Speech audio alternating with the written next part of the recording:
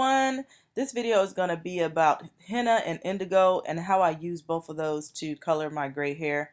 I've had gray hair since I was about 19 years old, and I've been using henna and indigo to cover my gray hair now for about a year, and I really love the results. It's an all-natural way for me to color my gray hair, and I really have been enjoying the process. This video is going to be more so about the mixing, the application, and the results of the henna. The specifics of henna are not going to be covered very much in this video. I'm going to talk about it as much as I can, but I am going to try to refer you all back to the website for Henna Souk and Henna for Hair, but I'll talk about that some more in a few minutes. I use Jamila henna, which you can see here in the box, which is Jamila henna. The henna comes out like a brown, like powder. It's kind of greenish, brownish looking powder. I mix it with coffee. You can mix it with water. I use coffee because, again, I'm trying to get my hair as dark as possible. So I mix a little coffee in at a time and stir it to make sure that it doesn't get too thin. You can see here as it's starting to come together, it turns into a paste. You want to keep stirring it until it gets to like a pancake batter consistency. I just find that consistency is easier to work with. It doesn't slide off and make the process very messy. Although it is a messy process, period. Just make sure I put that out there. It's very messy.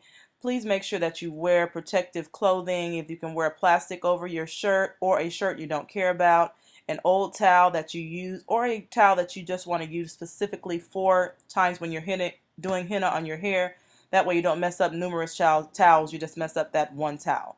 It's almost to the desired consistency that I want. I had to get a little more water because I didn't have enough coffee, which is fine. Like I said, you can use water or coffee to mix the henna. Almost to the consistency I want. Just keep stirring it and stirring it to try to get some of those lumps out. And that looks pretty good. This is about perfect. It looks like pancake batter. It looks good. Now the only other thing I have to do is add some oils to it. I add oils to the henna paste to try to cut down on some of the dryness because henna can be drying on the hair. So I do add some oils in there, but what I also do after I henna my hair is make sure I do a deep conditioning treatment, which always brings my hair right back to where it was. The henna, don't be alarmed if your hair is hard after the henna or it feels a little weird. Once you deep condition your hair, it will be right back. But once again, on those websites, on Henna Souk's website and hennaforhair.com, they have a downloadable pamphlet that you can print out that gives you all the specifics, what you should expect, how long the henna has to sit. Now, the henna did have to sit for 6 hours to overnight before I applied it to my hair. In the meantime, I'm showing you all some of the gray hair that I have. I do have quite a bit of gray hair in a patch in the middle of my head. I'm showing you here how it looks before I put the henna on it. The henna's been sitting now. Once I start to put on my hair, it's been sitting in this case about 6 hours so that the dyes can release in the henna and they release the color onto your hair. You can't just mix it and immediately put it on your hair. You have to give the dye time to release. And you see it's starting to take on a red tone, a reddish tone versus the color it was when I first took the powder out of the box. I just section off my hair and put it on each section. I try to rub it through as best as I can, separating it to get it all in that section to make sure it's fully saturated. I do take time to make sure that it's fully covered on the top of my hair where the gray hair patch is because I want to make sure that part does get covered. Smooth it through. It's pretty easy to apply once you get going, but you do want to make sure you're not very wild with it because it can stain whatever it touches, and please make sure you wear gloves. As you can see, I have gloves on in this video. But just keep rubbing it on there, smoothing it on there, making sure you squeeze it all the way through the hair, making sure that it's covering all the parts of your hair because it's very good for conditioning and very good for strengthening the hair. I absolutely love how my hair turns out after I do henna treatments. I just love it. Here you can see in the front how it looks. Just keep smoothing it on there. Now I have it on my whole entire head. And you see how red it's turning? It is turning red once it's on your head. I let it sit on my head about 6 hours. I have let it sit overnight before, which is recommended at times to let it sit overnight. I put a cap on it to try to concentrate the heat from my head, to try to get it penetrating, just try to get it down as close to my scalp as possible so that it can generate some heat under there. That's why I put that black cap on top of it. And that's it. I rinse it out. I co-wash it out. I rinse it out first in a sink in a controlled environment. That's very important to say.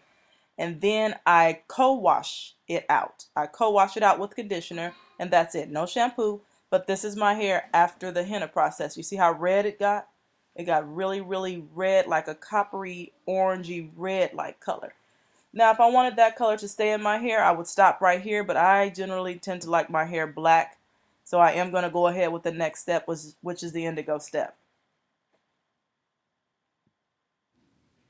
The indigo powder, again, I get from Henna. I will link their website in the description box. The owner of Henna is very, very helpful. She will answer any questions you have personally. She answers her phone. She has a business that she answers the phone all the time. She is very helpful. She will help you pick which henna is best, because then when you're first getting into these things, it can be kind of confusing. To mix the henna, I just use plain water, plain hot water. Hot water. Then I just keep mixing it. I mix the indigo a little bit thicker than I do the henna. I just want to make sure that that black color is going to be on my hair. Now it looks green right now, which is really weird, but don't be alarmed. That's exactly how it's supposed to look. Once you start to mix it, the dye release in indigo is only about 15 or 20 minutes, and you'll see the difference when I get ready to start putting on my hair. You'll be able to tell the difference. That's about the consistency that I want. You cover it with plastic wrap, let it sit about 15 or 20 minutes. Then you start the application onto your hair. Now, you see how black it got? That's how you know it's ready to use. After 15 or 20 minutes, the top of it will turn a total black color. That's the color that is going to be on your head. It's going to start out green, but after it sits on your hair for a while, it's going to turn black. I let this sit on there about 6 hours. So henna and indigo as a whole are very long processes. It's not something quick and short and easy like the dyes that you would buy from the store, but it doesn't have all of the chemicals and all of the things that are in the store-bought hair colors. So that's why I opt to use this for my hair. I do it on a day when I'm not doing much, and it works for me. But now in here you can see there is no more gray hair. All of the gray hair is gone. I will not have to do this again for another couple of months. I do it about every 2 months or 3 months. And that's it. So I hope this is helpful. Again, I'll link all of the websites to all of the informational websites that I have used for henna and where I actually purchased the henna in the description box for you to look at. And I do appreciate each one of you watching. If you have any questions, feel free to comment or leave me a message. Thanks so much for watching, you all. I'll talk to you later and see you in the next video.